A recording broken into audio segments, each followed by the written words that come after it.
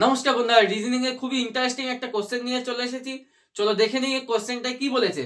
কোশ্চেনটাই বলেছে যে 41095 যদি এইটা হয় তাহলে এবং এইটা সমান সমান যদি এটা হয় তাহলে এই সংখ্যাটা 83145419 সমান কত হবে।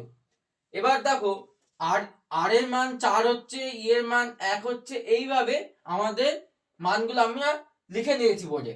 এবার কি বলেছে 8 এর মান, তাহলে এর মধ্যে থেকে আমাদের 8 এর মানটা খুঁজতে হবে। 8 এর মান আমাদের এফ, এখান থেকে পেলাম। তারপর 3 এর মান, তো 3 কোথায় আছে, এখানে আছে, 3 এর মান হবে আই। তারপর আছে 1 এর মান, তারপরে 1 এর মান আছে, তাহলে 1 হলো আমাদের ই। তারপরে আছে 4, 4 এর মান হলো আমাদের আর।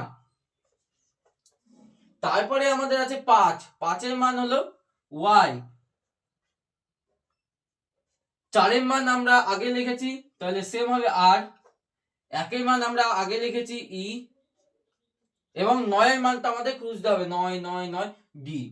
তাহলে এটাই আমাদের উত্তর। যদি ভালো লেগে থাকে অবশ্যই একটা লাইক করবেন।